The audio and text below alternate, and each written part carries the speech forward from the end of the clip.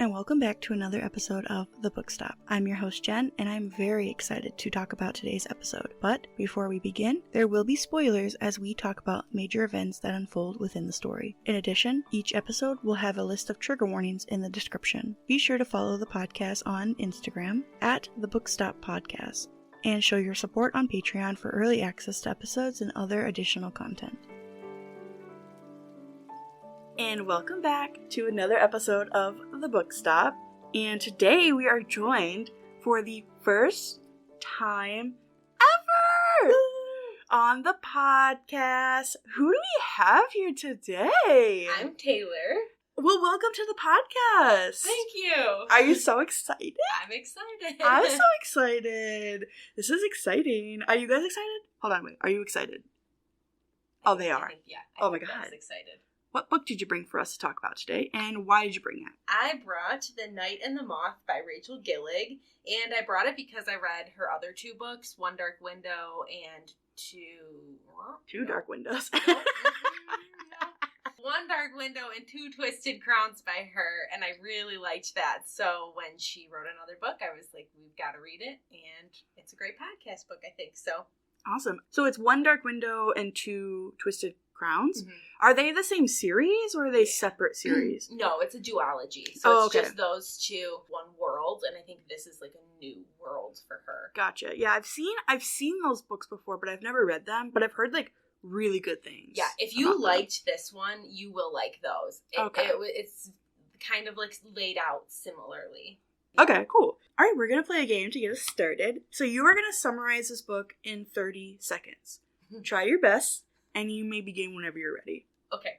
The book is about a girl who, her name is Six. She lives in a cathedral with 5 other women, and they are held there until one day they start to disappear. Everyone except Six, and she decides that she's got to find them. So she recruits the help of some unlikely friends, and she goes to figure out this world, and she finds out way more than she thought she ever would. All right, yeah. I wouldn't necessarily call it like a mystery, because it like a mid-mystery, like almost to a mystery, but it doesn't go fully into... It's very much like a dark academia is what I call it. Or like a 100%. gothic. And I like that it's dark, but it's also kind of summery. Like, I thought that it was, like, a good book to read in summer. Because really? Yeah. Okay. I really thought so, because, like, some of the, like, nights were warm, and they were like, now, I don't know if that was her intention. And I don't know the way that she would describe, like, the smell of flowers and stuff like that. Like a early October, too. Oh, yeah. Classified as a gothic. Yeah. I guess it is fantasy. Yeah, it's kind of fantasy. I could definitely see the summertime, though. Yeah. Like, it's dark. Like, it's definitely not, like, bright summer. It's no. like a rainy summer day with a few bright days in between. Yeah, yeah, absolutely. I'm going to summarize this book for anybody who hasn't heard of it. It is a newer book. This came out in May, I want to say. Yeah. Super cool. We get a new book on the podcast. So, Sybil Delling has spent 9 years dreaming of having no dreams at all. Like the other foundling girls who traded a decade of service for a home in the great cathedral, Sybil is a diviner. In her dreams, she receives visions from 6 unearthly figures known as the omens. From them, she can predict terrible things before they occur, and lords and common folk alike travel across the kingdom of Truam, windswept, to learn of their futures by her dreams. Just as she and her sister diviners near the end of their service, a mysterious knight arrives at the cathedral. Rude, mysterious, and devilishly handsome, the knight Roderick has no respect for Sybil's visions. But when Sybil's fellow diviners begin to vanish one by one, she has no choice but to seek his help in finding them. Only the gods have the answers she is seeking, and as much as she'd rather avoid Roderick's dark eyes and sharp tongue, only the unorthodox can defeat a god. Okay, so the reason why I laughed when they mentioned Roderick's devilishly handsome. So I have the Fairy Loot version. Oh, I So the Fairy Loot version of this book, it has Sybil on the front of the end papers, and then it has Roderick on the back of the end papers, and this man looks just like Timothy Chalamet. Yes, a very sad sad Timothy. Like a depressed Yeah. Timothy Chalamet with dark eyeshadow on. Yes, and it's running. Yeah, and Like, it's running, of course. Yeah. Yeah. And then Sybil looks like Sia. Yes, she does! She does! So, Sia and Timothy Chalamet. And, like, the fan art online, Sybil looks like Sia in all the fan Yeah, art. I mean, it makes sense. She's got the blonde hair, her eyes are covered, Yeah. so it makes sense. Yep. Also, just a spoiler warning, are going to spoil everything about this book. We're going to talk about everything. So if you haven't read it yet, come back to it, listen to another podcast. Don't get this spoiled because it is a good book. I recommend reading it first, dived into this world, and then come back and listen to the podcast. But if you're just here to hang out, chill, let's hop into it. All right. So what is your favorite quote from this book?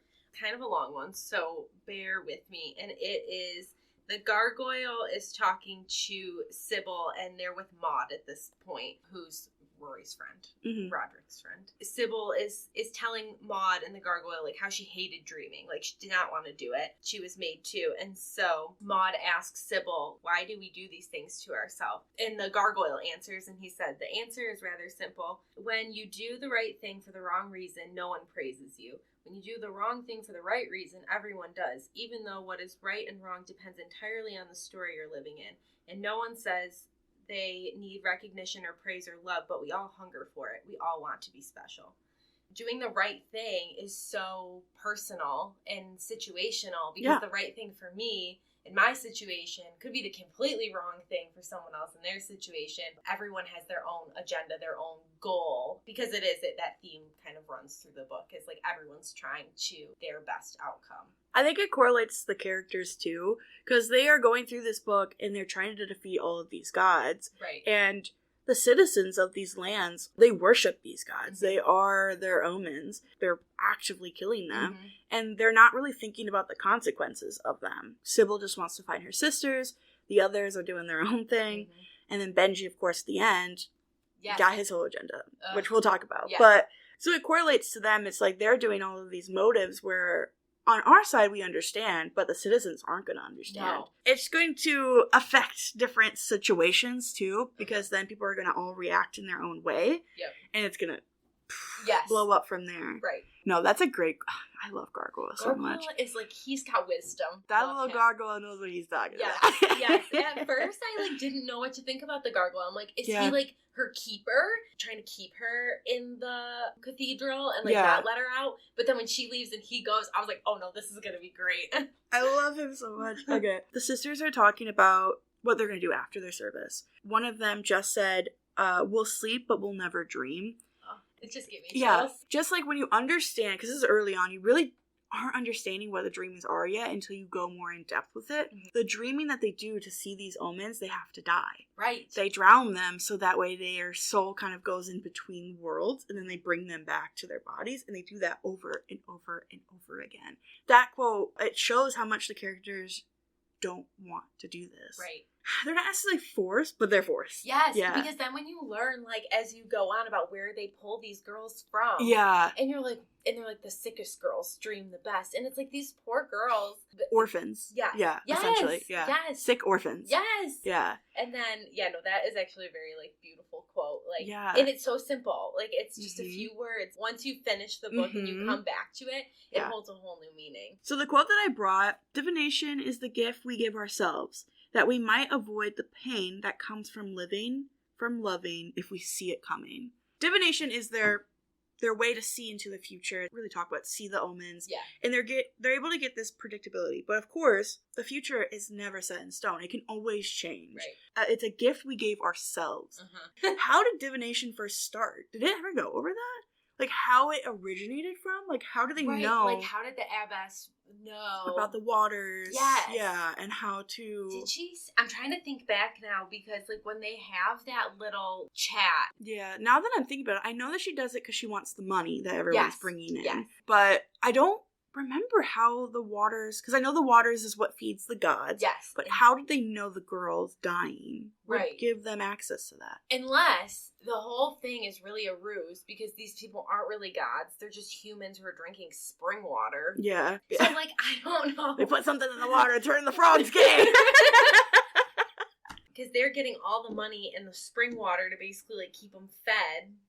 and keep up this ruse, possible religious trauma, because, like, think of all the things Sybil had to unlearn. Yeah. She was taught that, like, these omens dictate your life. Whatever she sees in this dreaming is true, and then she goes and learns that actually, like, what? No, they're just, like, these humans who have been alive for a really long time. But it's interesting, too, how, like, each omen has, like, a personality that, like, kind of matches what they have. The guy with the coin, like, totally, that made sense. They really themed out their entire personality. Yes. And I respect it. Yeah. She committed. She committed. That's the whole thing about Sybil's. You learn as she follows this path of what's outside of the cathedral. Because they get brought in very young, very sick. You know, they nurse them back to health. So there's this, like, requirement. Like, tied to her. Like, they're indebted to her. Yeah. They go into the service. They constantly kill themselves or death dream for 10 years. And then they just leave. But there's no correlation of what happens after. Yeah, and then you find out that don't the gods kill them? Yes, they eat them. Yeah, like they leave, but they never live. Yeah, they leave, but they never live. What are some things that you liked about this book? I really liked the magic system. I really like how Rachel Gillig sets up a magic system where it's not like the whole world has magic. It's just in these little pockets. She did that with One Dark Window as well. The difference is it's cards that they're hunting instead of omens. Oh, okay. So that was like tarot cards? Yeah, kind of, but each card has their own power. So if you get one card, if you're in possession of that card, it makes you beautiful. But there's a trade-off to every card. So you might be beautiful, but your soul's rotten. And so like there's a trade-off to every card, and so it's like kind of the same type of thing. They're trying to track them down. So I was a little worried when this was the premise of this book if it was going to be too similar. It's different, but I like the way that she builds her magic system where it's like not everyone has magic. Like, you have to find the access to it. I really liked that. I also really liked Sybil and her character development, and I like how she went through all the emotions. She was sad to leave the abbess because, like, in a way, she's kind of makes herself their mom figure. Yeah. And then Sybil later realizes that it was kind of an abusive relationship to be in. And so her growth and journey was really cool. And I like that she also was not a damsel in distress. Like, she was like, no, I can fight for myself. Like, from the very beginning. The abbess was the only human that lived at the cathedral, except for the people that, like, come in to get their reading. Yeah. Because everything else was the gargoyles. Oh, yeah, I didn't even think about that. Yeah, so she was the only human contact that they had there. And aren't the gargoyles the old diviners, too? Yes. That were turned into gargoyles. So all they had was the gargoyles and her. Because she turned her strongest, loyal diviner. So, like, Sybil was going to be a gargoyle if all went to plan. Yeah. So I think that, you're right. Like, they didn't have anyone else. Oh, loved when she threw the shroud off. Loved that part. I was like, go off. Right off the water. Yes. And she just, like, let it go. And she was like, I don't need this. Acceptance of herself. She's like, holy crap, my eyes are stone. Like, can you imagine, like, never seeing your face? Because prior to that, she'd seen all those omens with stone eyes. And and some of them were, like, their bodies were starting to, like, become stone, too. Rory just accepting her. And, like, he's like, it doesn't matter. Yeah, I also really liked Rory as a main male character. Yeah. Because he was not, like, some overconfident, very masculine. Yeah. Because he was masculine, but there was almost kind of, like, not femininity to him, but there was a softness to him. Yeah. Which I feel like a lot of those men, it takes a long time to, like, get to they're actually, like, a good person. You end up, like, being annoyed by them for half the book. With him, I wasn't, and I enjoyed that. Yeah. So I really liked... I think the pacing was really good. Yeah. I think that I was able to follow along, and I'm able to, like, pinpoint exactly, like, beginning, middle, end. And I think the pacing was really good. I don't think we, like, lagged on a couple of things, or it moved too quickly. I really liked the characters and the relationship. Everyone felt different, and there was a bond between, like, the main characters. Of course, we can always use more. There's always room for more. Right. The only thing is, I wish there was a little bit more background on the characters. We could have dived in, at least on the main four. Yeah. especially Benji. I think we could have gotten a lot more from Benji, but we'll talk about that in a little bit. Of course, found family. Found family is my favorite trope. So, really? Yeah. Okay. So it's my favorite trope. Gargoyle and Sybil Yes. is like a huge found family there. Maud and Rory and Benji, like their kind of connection. So even though... I think the lore was really strong. I think that the background on that was really cool, and like discovering this new line. Just like the vibes itself. Like, I really like the vibes. Yeah. And this is like maybe my second gothic fantasy that I've read. So I'm very new to it. Oh, see, I love gothic fantasy. Yeah. I like dark. Mm-hmm. And I just really like the little details that you learn, like the eyeshadow, like why they wear the eyeshadow. The mystery behind her shroud. You don't find out until the end. And like Benji's reveal is like right at the end. Yeah. And then, of course, Gargoyle, but we'll talk about it. We just love Gargoyle. Oh, my God. It's just, I actually, like, genuinely laughed out loud to some of the stuff that he was saying.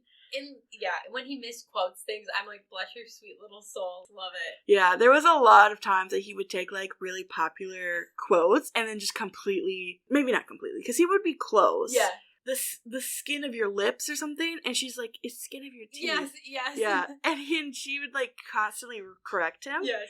It's an easy way to add comic relief in a very serious situation. Yes, I agree. So.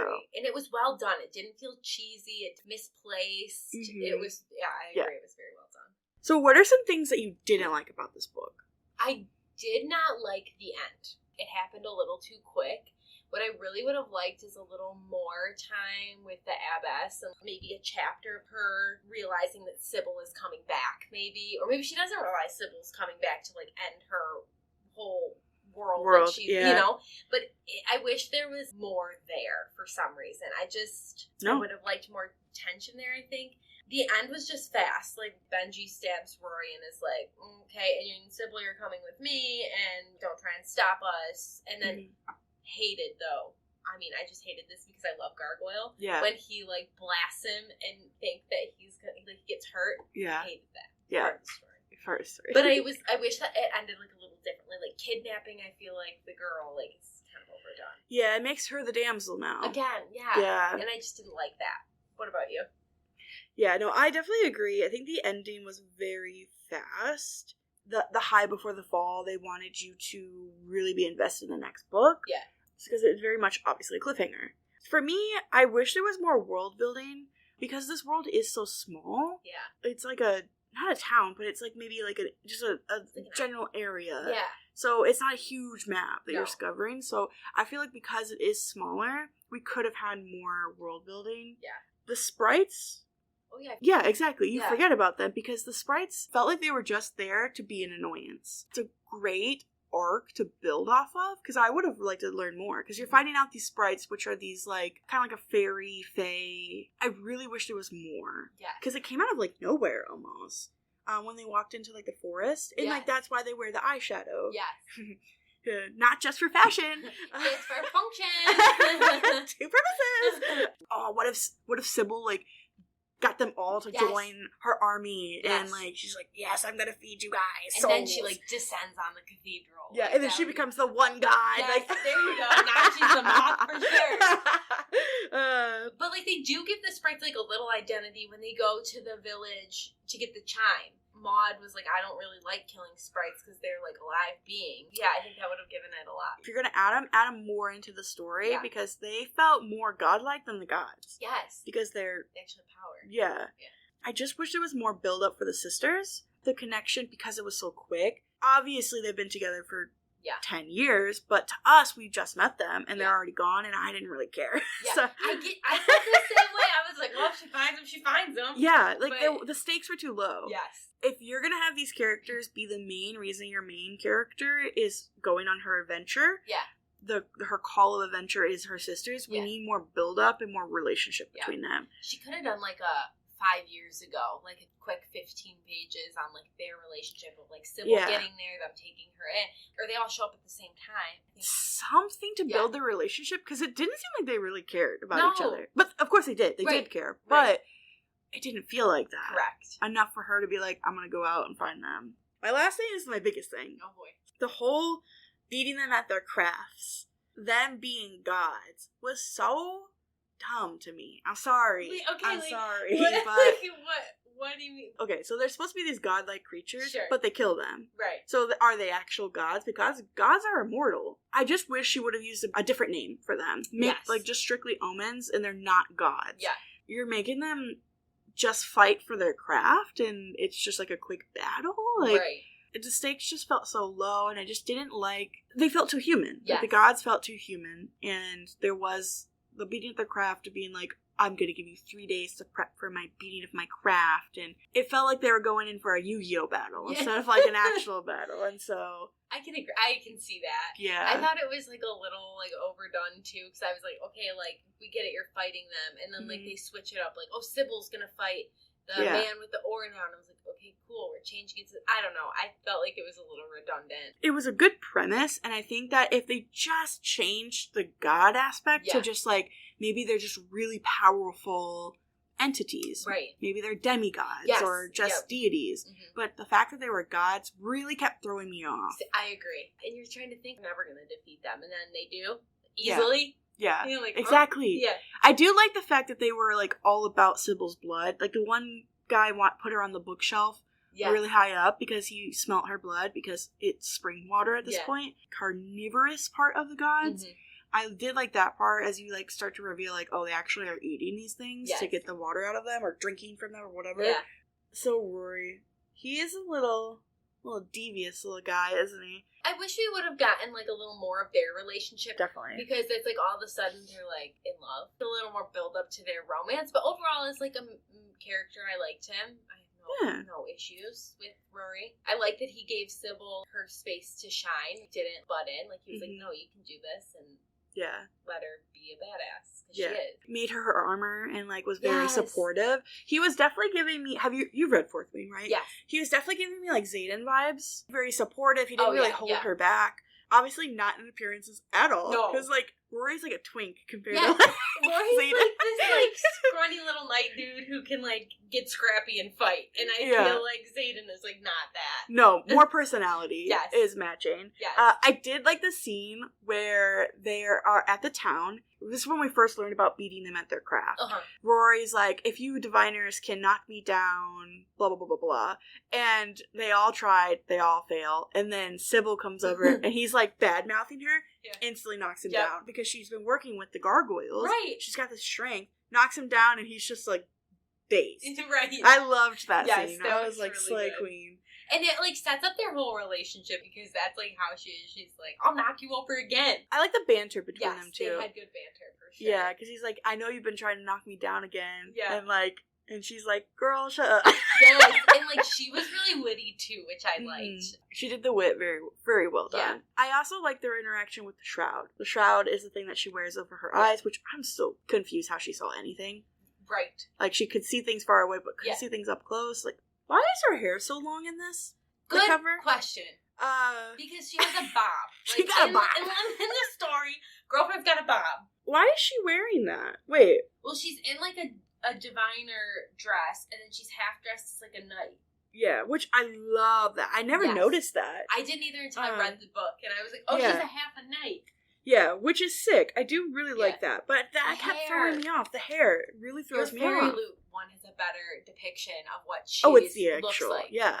This is not her on this. But she wears the shroud over her eyes to obviously hide her stone eyes. And everyone's obsessed with like, let me see your eyes, let me see your eyes. What brought that on? Why are they so obsessed? Is it the mystery of it? Like, I feel like they hide them because they're stone. They probably look pretty creepy. But I also think that the abbess probably doesn't want them to know that they have stone eyes. It's all a power trip. Reasoning is, like, for power. And then, like, when they finally show the abbess, I think, wears, like, a bigger shroud. Because it's like a whole face. Yeah, because she's, like, completely stone. Like, her face is, like, stone. Because she wears one. She's like, all right. Like, matching. Yeah, right? Matching. Like, no one's going to see that. Like, what she did with One Dark Window and Two Twisted Crowns, the first book was like very, this is the story, basic, and then the second book blew you out of the water. The world building got better. She almost like teases you in the first book and is like, this is gonna be good. Yeah. And then you read the second book and you're like, holy crap. Yeah. You answered all my questions from the first book. Okay. So I'm curious to see if she'll do that with this one. So I'm like, trying to like not be as harsh as I think I want to be in some sections, because no, we'll give her till book 2. But I don't know if this is going to be a duology or not. Or more. Yeah. It could be a trilogy. I definitely don't see it could be more than 3 books. No, I agree. I think 2 would be perfect. And it should be called The Moth and the Night. So they just flip it. So if you read The Night and the Moth or The Moth and the Night yet? No, everybody with dyslexia hates you. I did just end up calling this book the Night Moth because it's a little redundant to keep saying all of it. Yeah. So what are the 6 omens? What do they represent to you? The 6 omens that there are, there's the coin, which I feel like obviously to me, I mean, in money. The inkwell, the scribe, knowledge. The ore, that one, that in the book was pretty sick. The way, that each omen can do, 2 things. Fighting move, and then the other one is... teleportation. Yes. What does it do? The ore, access to water. It circles back. The water... it's the frog's gay. She's drinking the water. It's fine. We're just gonna circle back. The chime... To me, in correlation with the book, it's like a warning. The loomstone, I honestly don't even it holds things together. Communities, anything, really. And then the moth, to me, meant, was really kind of elusive to me. I was like, I don't understand. You kind of are like the moth. It's whispered about the whole book. But to me, it just seems very elusive. Yeah. Love you to answer yours. Okay. So we have the coin. Kind of goes with the saying that there's always 2 sides to a coin. Yin and yang. There's always good and then there's bad. Correlating everything to fate in future. I love things about that deals with fate or destiny. It's my go-to storyline. That's what my D&D campaign is all about. It is about fate and how fragile it is, but it's so cemented at the same time. The inkwell, I correlate it to writing your fate and how it inks into the paper, but it's easily smudged type deal. It's really fragile, so it's really easy to get knocked over or ruin the ink or anything like that. So the ink itself is very malleable. I overthought these, of course. No, I love this. I did not overthink them, so this is great. The loomstone, you're creating tension, you're creating the stones that are weighing down. So it's almost like the weight of your decisions. Is what's constantly pulling the weaves, is your decisions pull the weave of fate. No, I love that. That's so good. The ore is correlating to water. You are steering yourself towards the future. Sure. It's depending on what weight and direction that you pull is where you're going to steer your boat.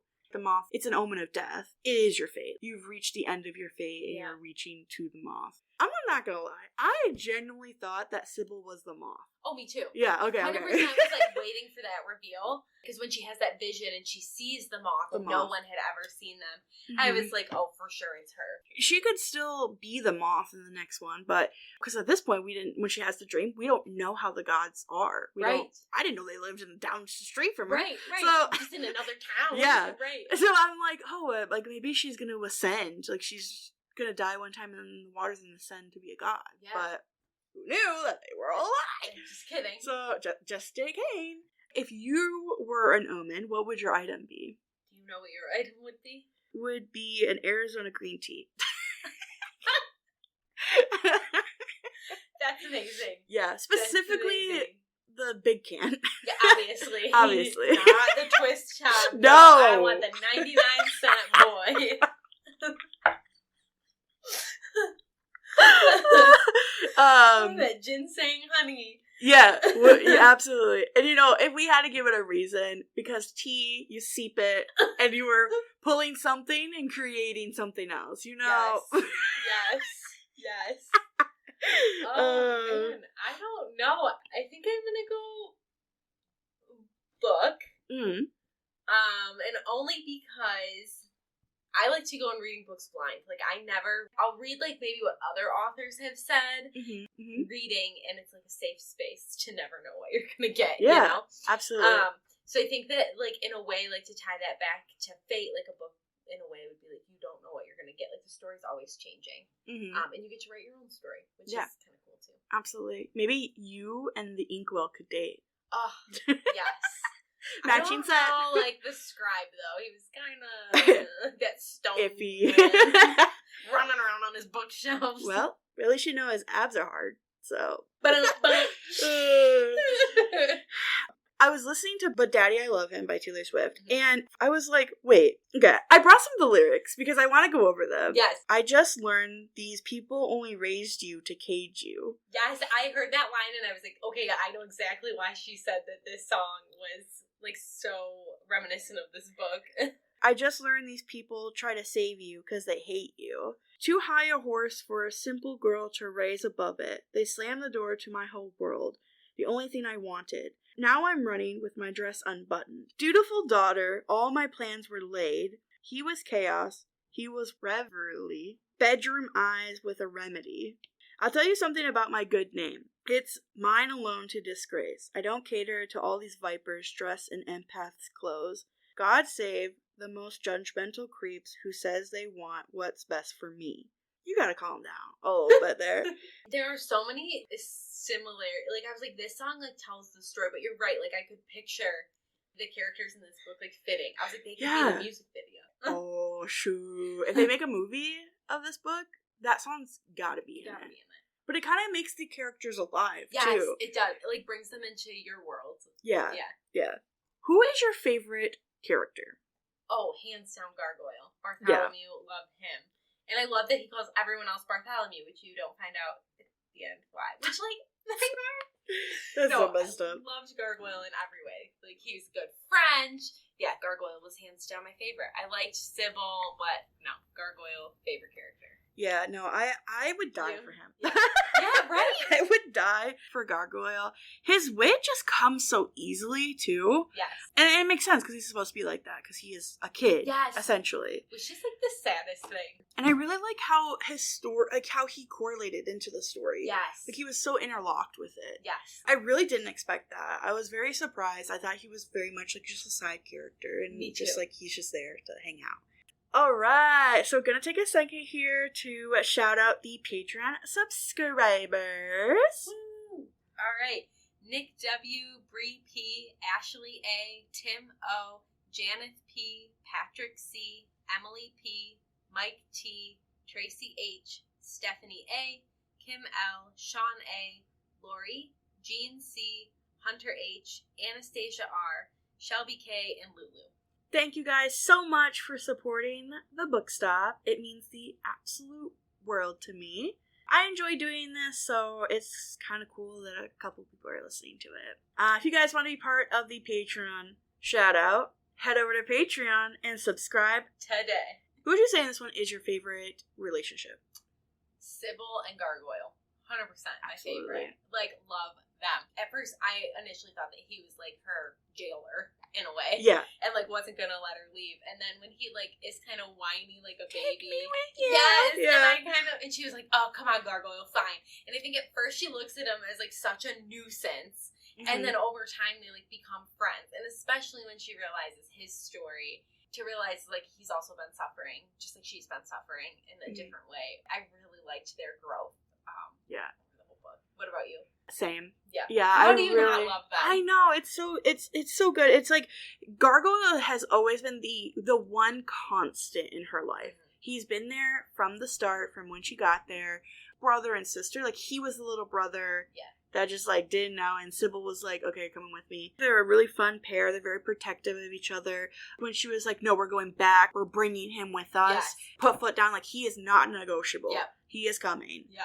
And I love that he just, like, flew and brought all of them with him. Yes. He's like, you guys want me to fly again? And then, oh my god. And then they made him a squire, and he got so excited. That was so cute. And then he kept crying whenever they, like, didn't involve him. Uh-huh. Like, he was like a little brother. Yes. Like, a sibling to Sybil. Yeah, well, then he was like, I'm a squire, I'm so important. Yes. Like, I love so that. much. He had a really fun interaction with Rory. He said something. Rory counteracted that, and he was like, no, I'm right. And Rory's like, is this gargoyle going to be with us the whole time? I love the little interactions with, like, Rory and the gargoyle. Yes, yeah. And I think we're going to get a lot more in the next book with them. Because they're split. They're split together, yeah. Really interesting to see how Rory deals with Gargoyle. Because he's going to be freaking out. Yeah. He's going to lose his mind. He's going to be crying every day. Yes. And he's going to have to, like, comfort him. Yes. Yes. I I know. But I wondered if knowing now, like, that he's Bartholomew, I don't know if he'll have more grace for him or not. Yeah, we'll definitely see. So, Benji. Oh, yeah. Benji. A turd. That son of a gun. I wish they also would have given him a little more time to be devious, because, like, I feel like you could see it coming. I don't know. Boy King, never a good idea. The little boy king. Yeah, Like, he was, like, 17. 17, yeah. Yeah, like, I just think you never trust them. We've learned from Game of Thrones, right? Yes. Like, Joffrey, yes, come on. Like, yeah. Yeah. So I definitely thought he could lean Joffrey way. I kind of called that from the beginning, but I wish we would have gotten more of, like, his deviousness with, like, the other knights. Mm-hmm. Because he basically says, like, at the end, like, I don't need Rory and his loyalty. Like, I need the money from these other people. Yep. And I wish we would have gotten, like, a little bit more behind the scenes of that. Mm-hmm. But I'm interested to see, like, when, like, in the next book, when they go back to court, like, how the politics will play out. Yes. Like, he was a stinker, because he played them the whole time. I only got suspicious when he was like, oh, you're gonna come back and be my diviner and be with me. Yeah. And she was like, no, I don't, I want to leave that behind. I don't want to keep dying. Like, Yes. I don't want to be a diviner. And he kind of got upset, and I was like, okay, suspicious. She made a mention of, well, Rory's gonna leave your kingship, and we're gonna be together, essentially, because he's finding out that they're in a quote-unquote relationship. Yeah. They never made it official, but, you know, they started seeing each other, and he kind of gets defensive, like, well, he's mine, essentially. Yeah. Like, he's mine. Right. So then when, at the end, Benji betrays them. Yeah. Stabs Rory. He takes Sybil. Yeah. You're gonna be my wife. Huh? Yeah. And then I feel so bad for Maud, because she was, like, a mother to him. So Maud's, like, in her 40s. Rory's like 28-ish, like right in there. And then Maud pretty much raised him. Yeah, and like is his like highest counsel. Just to see that portrayal, I felt so bad for her. I did too. Didn't she have a family that she lost? Yeah. Interesting way to just leave it hanging. Yes.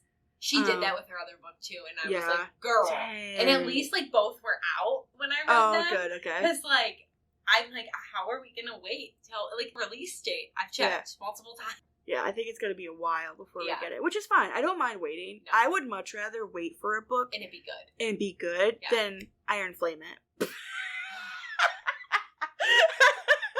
whole like 3/4 of that could have been like tossed out. Girl, if you haven't listened to the Iron Flame podcast, I have to go listen to it, because I flamed that book. I get so mad at that book. Well, like all the back and forth, it was like, oh, we're going flying back and forth. Violet's not here. Oh, Zayden's not here. Yeah. Like, that for 400 pages was like... Mine was the trust thing.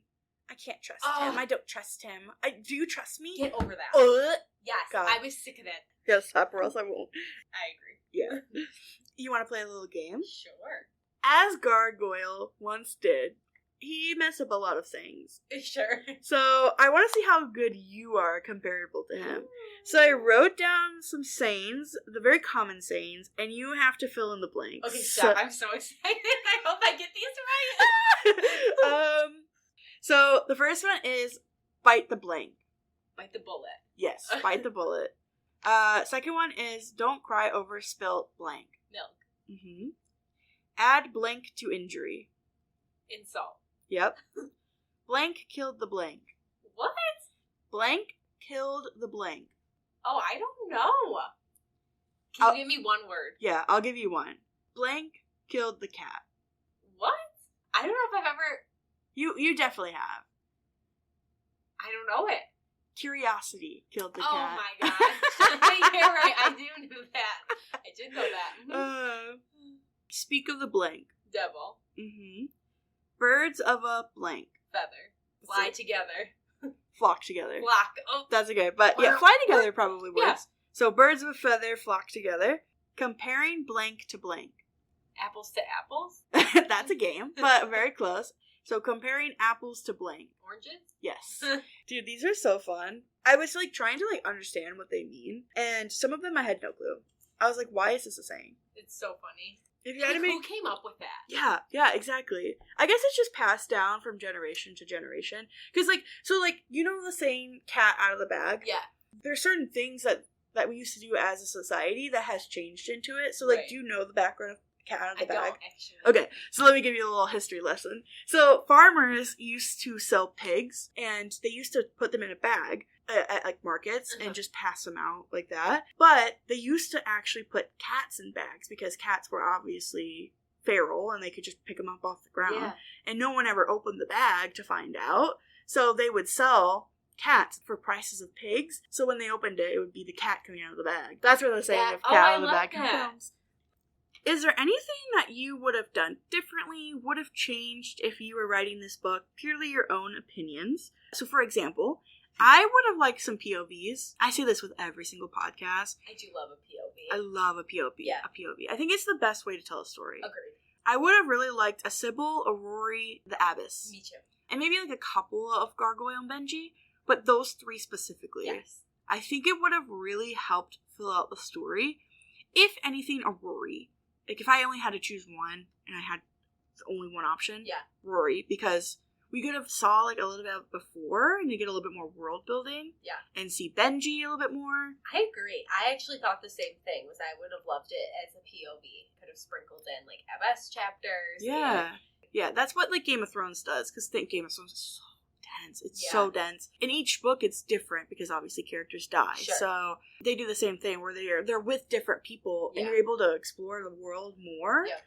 The sprites, more importance to them. Maybe they'll come back in the second one, though, and add a little bit more. Maybe we understand where they come from, and why they're acting this way, besides them just being hungry. Right. Like, I wish there was a little bit more. Right. For Sybil, I just wish there was a little bit more amazement of her being out in the real world. Just more curiosity, because she's never, when she was an orphan, she was dying, but she didn't care about it. Right. And then she was here for 10 years, and then this is the first time she's been out. Yeah. So I guess that's a little bit more, kind of that enthusiasm. I agree, because, like, I thought it was nice when, like, she gets to the sea, and she sees the sea, and she, like, has that moment of, like, I've never seen this before. I wish we would have gotten more of that, even, like, food-wise. Yes. Like, yes. oh my gosh, I've never tasted that before. Never smelled something like that. I think I agree, I would have. The girl with all the gifts is the same way. So she's a girl that grew up in a cell, because she's a zombie. Oh, God. Half zombie, half human. She gets sent out to the real world, and everything's new, everything's bright. Same thing, where it's like, it's a great way to do world building. Yes. Because the character is right there beside you, not knowing anything. Yes. Added a little bit more depth to her, and added a little bit more detail for us. Yes, I agree. I also, really going back to the, like, diviners, I really wish we would have gotten more of them. More of, like, a sisterhood thing. Like I said, even if she went back into years prior, you know, because they do obviously have some sort of relationship, because they mentioned that Sybil, when they draw straws to see who's going to divine, Sybil always picks the short one, because she doesn't want her sisters to go through it, and she's trying to be the best. But I wish we would have gotten more of that. And, like, she does describe some of their personalities, like, here and there, but I wish we would have gotten more. Yeah. And I agree with you about POVs. Like, the whole time I was reading this, I was like, is there, like, a Rory chapter? But, I wish we would have done that. I just think it would have added to character development as well. We might see that in the next book. It's hard to say. She might introduce Rory's, because now they are separate. Yes. And Rory's now considered a main character. Yes. In a sense. So maybe they will introduce it, because they're in two separate things. We need to see what's going on with Rory's side to, like, understand. Yeah. But maybe she's able to, like, dream walk and connect into Rory's dreams, and they talk through it. Yeah. So I am questioning, like, how they're going to correlate their storylines together. Yes. So I'm very curious to, like, get back to. I love court politics and that kind of stuff. So I'm very interested. Like, I like this because it's adventure, and then I like the courtly stuff. So I feel like we're getting 2 books. Like, I'm really excited. What do you think is going to happen next? Oh, that's, like, so exciting. I really want to know what you think too. I think that obviously Rory they're gonna have to come up with a plan to somehow get to Benji and Sybil. How do they do that? Yeah. And, like, is Sybil just gonna be his wife? Like, is she just gonna go easily and be like, okay, because of the lives of my friends, I'm just gonna do this? And I don't know, I almost wonder if she's gonna discover, like, spring water or something, and then maybe realize she can use it, like, to walk, like, lucid dream. I don't know. I really am, like, she could go so many different directions with this. There's a lot of roads that could be taken. Yeah. Yeah. And now, like, what's Benji gonna do? Now he has all the omens, so, like, is he gonna somehow glue them to himself and become some immortal creature? And maybe that's why he's keeping Sybil. He's gonna, like, eat her one day? I don't know. I don't know. I don't like the way you phrase that, but yeah. Like, she's gonna, like, for her spring water. Yeah, I got it. Yeah, it's not getting any better. But, like, he's gonna become, like, the omens. What do you think is gonna happen? That's a great question. I think Rory's just gonna destroy the world. He's gonna do whatever he can to get his girl back. There is definitely some, like, soulmate action going on there. He's gonna destroy the world. Or he's gonna destroy some people. Yeah. If it brings it down to Benji and Sybil, he's gonna save Sybil. For sure. He's gonna let Benji go. Yeah. My hope and dream is for Maud to become the queen. I know it's not realistic, but I would love it. Wouldn't that be just full circle for her? Yeah. Yeah, I would love that. Good for her, queen. She deserves it. I think that Sybil's really going to focus on trying to destroy the crown from the inside. I think she's going to be very revengeful. Yeah. She's going to fight every step of the way. Or she's going to kind of, like, blend in. How Feyre does in the third book of ACOTAR, where she kind of, like, hides in the spring court with Tamlin, and then Rhys comes and gets her. Yeah. It's kind of like that. My biggest thing is I think that there's going to be a new faith system. I think they're going to start a whole one. Sybil is going to right the wrongs that's been happening, like we said earlier, about the right and wrong choices that Gargoyle had said. Yeah. Take all the tokens and give them to new gods, and she's going to create her own faith. Interesting. So, and then she's going to take them and become the almighty faith. See, I think if anything, she would destroy them and get rid of the system altogether. But I'm very curious to see, because again, the politics of court and like those people we haven't met yet will really determine, because we don't know anything really about like Benji's side of things. Like they're just out traveling. Exactly. So it'll be really interesting to see like what that life looks like. Yeah, I'm really excited to get world lore and world building. Yes. Ew, I hope. I'm just thinking about like them getting married, and I hope they don't like try to like reproduce. Ew, and I know. I really hope she doesn't go that direction. Because I almost wonder too, like if Rory will almost use her as like a bargaining chip. I have the holiest diviner. Like you're gonna listen to me because she worked. Yeah, I could see that. Spin that for sure. Yeah. I don't think she's gonna allow that to go on for very long. Probably not. Like I could see him like forcing her to dream too, so that way people come and bring him money. Yes. Like I could see that as well. Yeah. So. All right. Unfortunately, it is time for us to leave. No. I know. But we do one last thing before we go. We do the rating scale. Ooh. We do it a little bit different here on the book stop, though. Of course. We make up our own thing. As you should. So I would give The Night in the Moth by Rachel Gillig 6 divine diviners, drinking drinks, and dunking on drunk dudes out of 6. Agree.